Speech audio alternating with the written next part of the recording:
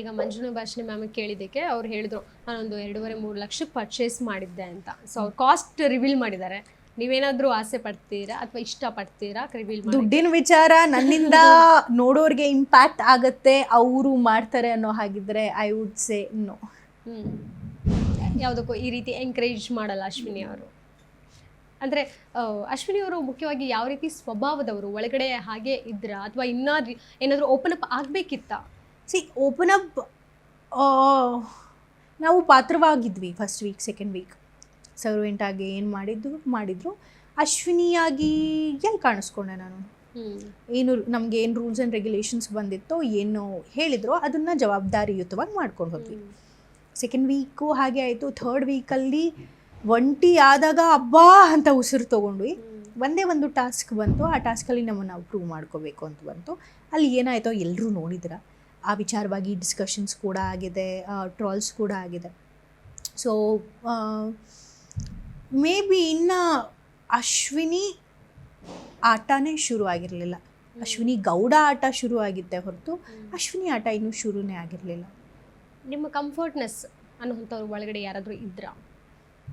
ಈ ವಾರ ಶುರುವಾಗಿತ್ತು. ಮಂಜುಮಾ, Rashika, I don't know, ಅವರು ಜೊತೆನಲ್ಲಿ ನಿಲ್ತಿದ್ರು, ಇಮೋಷ್ನಲಿ ಅವೈಲಬಲ್ ಇದ್ದರು. ಆಮೇಲೆ ಏನೋ ಗೋ ಟು ಪರ್ಸನ್ ಆಗಿದ್ರು. ತುಂಬ ಅಗ್ರೆಸಿವ್ ಕಂಟೆಸ್ಟೆಂಟ್ ಯಾರು? ಟಾಸ್ಕ್ ವಿಚಾರದಲ್ಲಿರ್ಬೋದು, ವೈಯಕ್ತಿಕವಾಗಿ ಅಗ್ರೆಸಿವ್ ಒಂದೊಂದು ಸಿಚುವೇಶನಲ್ಲಿ ಒಬ್ಬೊಬ್ಬರು ಅಗ್ರೆಷನ್ ತೋರಿಸ್ತಾರೆ. ಒಂದೊಂದು ಟಾಸ್ಕ್ಗಳಲ್ಲಿ ಒಬ್ಬೊಬ್ಬರು ಸ್ಟ್ರಾಂಗ್, ಮೆಂಟಲಿ ಒಬ್ಬೊಬ್ಬರು ಸ್ಟ್ರಾಂಗ್ ಆಗ್ತಾರೆ, ಒಬ್ಬರು ಫಿಸಿಕಲಿ ಸ್ಟ್ರಾಂಗ್ ಆಗಿರ್ತಾರೆ. ಸೊ ಒಂದೊಂದು ಪದ ಇವರಿಗೆ ಸೂಟ್ ಆಗುತ್ತೆ, ಇದೇ ಇವರ ವ್ಯಕ್ತಿತ್ವ ಅಂತ ಏನೂ ಇಲ್ಲ. ಮನೆಯಲ್ಲಿ ತುಂಬ ಸ್ಮಾರ್ಟ್ ಪ್ಲೇಯರ್ ಅಂತ ಯಾರಾದರೂ ಅನ್ನಿಸ್ತಾರಾ? ಯಾರೂ ಇಲ್ಲ. ಈ ವ್ಯಕ್ತಿ, ಈ ಕಂಟೆಸ್ಟೆಂಟ್ ಕೊನೆವರೆಗೂ ಒಂದು ಗ್ರ್ಯಾಂಡ್ ಫಿನಾಲೆವರೆಗೂ ಇರ್ತಾರೆ ಅನ್ನೋದಾದರೆ ಗಿಲ್ಲಿ ಇರ್ತಾರೆ. ಗಿಲ್ಲಿ ಯಾಕೆ ಅನಿಸ್ಬೋದು ನಿಮಗೆ? ಅವ್ರಿಗೆ ಅವ್ರದ್ದೇ ಆದಂಥ ಒಂದು ಫ್ಯಾನ್ ಬೇಸ್ ಇದೆ. ಆಲ್ರೆಡಿ ಫ್ಯಾನ್ ಬೇಸ್ ಕ್ರಿಯೇಟ್ ಆಗಿರೋ ವ್ಯಕ್ತಿನ, ಆಲ್ರೆಡಿ ಇವ್ರು ಹಿಂಗೆ, ನೀವು ಹೆಂಗಿದ್ರೋ ಹಾಗೆ ಇಷ್ಟಪಟ್ಟಿರೋ ವ್ಯಕ್ತಿನ ನೀವು ಪ್ರತಿದಿನ ಏನೇ ಮಾಡಿದ್ರೂ ಅಡ್ಮೈರ್ ಮಾಡ್ತಾ ಹೋಗ್ತೀರಾ. ಆ್ಯಂಡ್ ಅವರು ತುಂಬ ಎಂಟರ್ಟೈನ್ ಮಾಡ್ತಿದ್ದಾರೆ, ಮನೇನ ಜೋವಿಯಲ್ ಆಗಿ ಹ್ಯಾಪಿಯಾಗಿ ಇಟ್ಟಿದ್ದಾರೆ. ಕನ್ನಿಂಗ್ ಬುದ್ಧಿ, ಕ್ರಿಕೆಟ್ ಬುದ್ಧಿ, ಯಾರನ್ನೋ ನೋವು ಮಾಡಿ ಕಾಮಿಡಿ ಮಾಡಬೇಕು ಅನ್ನುವಂಥ ಬುದ್ಧಿಗಳು ಗಿಲ್ಲಿಗಿಲ್ಲ. ಅವ್ರಿಗೆ ನ್ಯಾಚುರಲಿ ಫ್ಲೋನಲ್ಲಿ ಏನು ಬರುತ್ತೋ ಅದನ್ನು ಬೆಸ್ಟ್ ಮಾಡ್ತಿದ್ದಾರೆ. ಜನಕ್ಕೆ ಅದು ಇಷ್ಟ ಆಗ್ತಾ ಇದೆ. ಐ ಆಮ್ ಶ್ಯೂರ್ ನೀವು ಕೂಡ ನೋಡಿದ್ದೀರಾ trolls. Kavya Gilli combination work ಆಗ್ತಿದೆ. ಸೊ ಹಾಗಾಗಿ I think he has the most possibility of getting into finale. Groupism ಅನ್ನುವಂಥದ್ದು ಶುರುವಾಗಿದೆಯಾ ಒಳಗಡೆ? ಇದರಲ್ಲ 3 ತ್ರಿಮೂರ್ತಿಗಳು ಅವರಿಂದನೇ ಶುರು ಆಗಿದೆ. ಸೊ ವರ್ಕ್ ಆಗುತ್ತೆ ಅನ್ಸುತ್ತಾ? ಅಂದರೆ ಪ್ರತಿ ಸೀಸನ್ನಲ್ಲೂ ಈ ಗ್ರೂಪಿಸಮ್ ಅನ್ನೋಂಥದ್ದು ಕೇಳ್ತೀವಿ.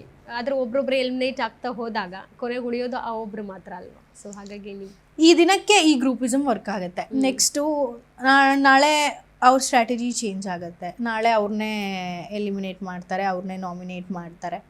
ಯಾವಾಗ ಯಾರಿಂದ ಅಡ್ವಾಂಟೇಜ್ ಸಿಗುತ್ತೋ ಅವ್ರ ಜೊತೆ ಗ್ರೂಪಿಸಮ್ ಮಾಡ್ತಾರೆ ಹೊರತು ಏನೇ ಆಗಲಿ ನಾನು ಕೊನೆ ತನಕ ನಿನ್ನ ಜೊತೆ ನಿಂತ್ಕೋತೀನಿ ಅಂತ ಅಲ್ಲಿ ಯಾರಿಗೋಸ್ಕರನೂ ಇಲ್ಲ.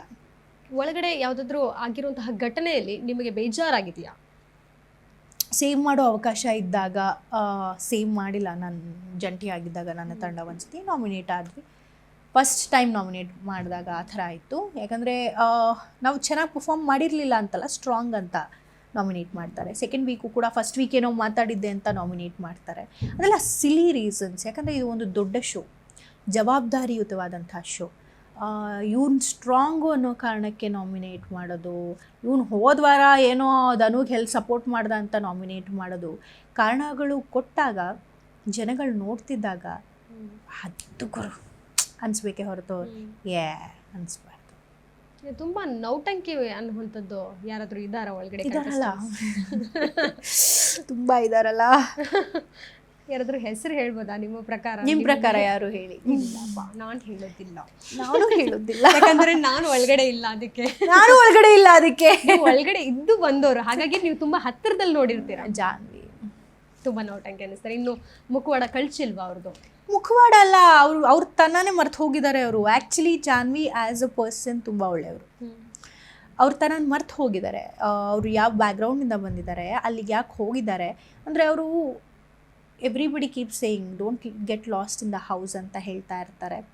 ಮನೆಗೆ ಹೋಗಿ ಬಂದವರೆಲ್ಲ ಕಳೆದು ಹೋಗಬೇಡಿ ಆ ಮನೆಯಲ್ಲಿ, ಅದೇನು ಫ್ಲೋ ಬರುತ್ತೋ ಅದರಲ್ಲೇ ಕಳೆದು ಹೋಗಬೇಡಿ ಅಂತ. ಇವರು first week nominate initially Janvi performance ಚೆನ್ನಾಗಿಲ್ಲವಾಗ ಇಡೀ ಮನೆಯವ್ರನ್ನ ನಾಮಿನೇಟ್ ಮಾಡಿದೆ. ಅದರಿಂದ ಅವರು ಏನು ಅನ್ಕೊಂಡ್ಬಿಟ್ಟಿದ್ದಾರೆ ಅಂದರೆ, ಓಕೆ ನಾವು ಕಿತಾಪತಿಗಳು ಮಾಡಿದ್ರೆ, ಕ್ಯಾಮ್ರಾ ಮುಂದೆ ಕಾಣಿಸ್ಕೊಂಡ್ರೆ, ಕಂಟೆಂಟ್ ಕೊಟ್ಟರೆ ನಾವು ಸೇಫ್ ಆಗಿಬಿಡ್ತೀವಿ, ನಾವು ಮಾಡಿದ್ದೆಲ್ಲ ರೈಟು ಅಂತ ಅಂದ್ಕೊಂಬಿಟ್ಟಿದ್ದಾರೆ. ಮತ್ತು ಅಶುಮ್ಮ ಏನು ಹೇಳ್ತಾರೋ ಅದನ್ನು ಇವರು ಫಾಲೋ ಮಾಡ್ಕೊಂಡು ಬರ್ತಿದ್ದಾರೆ. ಅದು ಎಷ್ಟು ನೆಗೆಟಿವ್ ಆಗಿ ಇಂಪ್ಯಾಕ್ಟ್ ಆಗ್ತಿದೆ ಅನ್ನೋದರ ಅರಿವು ಕೂಡ ಅವರಿಗಿಲ್ಲ. ಅಂದರೆ ಸ್ಮಾರ್ಟ್ ಇರ್ತಾರೆ, ಓವರ್ ಸ್ಮಾರ್ಟ್ ಇರ್ತಾರೆ. ಈಗ I think Jhanvi over smart ಆಗ್ತಿದ್ದಾರೆ, ಅದು ವರ್ಕ್ ಆಗಲ್ಲ. ಸ್ಮಾರ್ಟ್ ಇದ್ದವ್ರದ್ದು ವರ್ಕ್ ಆಗಿಲ್ಲ, ಹಾಗಂತ ಓವರ್ ಸ್ಮಾರ್ಟ್ ಆಗಿ ವರ್ಕ್ ಮಾಡಿಸ್ಕೋಬೇಕು ಅಂತಲೂ ಇಲ್ವಲ್ಲ. ಒಬ್ಬರ ಭಾವನೆಗಳಿಗೆ ಧಕ್ಕೆ ಬಂದಾಗ ಇಟ್ಸ್ ನಾಟ್ ಎ ಗೇಮ್. ಗೆಜ್ಜೆ ವಿಚಾರ ನಿಮ್ಗೆ ಡಿಸ್ಟರ್ಬ್ ಮಾಡ್ತಾ ಮನೆ ಒಳಗಡೆ? ಆನೆಸ್ಟ್ಲಿ ನನಗೆ 2-3 ದಿನ ಏನೂ ಕೇಳಿಸಿಲ್ಲ. ಆವತ್ತು ಜಗಳ ಆಗಿದ್ದ ದಿನ, ಅವತ್ತು ಹಿಂದಿನ ಅದೇ ಮಿಡ್ ವೀಕ್ ಎಲಿಮಿನೇಷನ್ ಆಯ್ತಲ್ಲ, ಅವತ್ತೇ ನಂಗೆ ಕೇಳಿಸಿತ್ತು.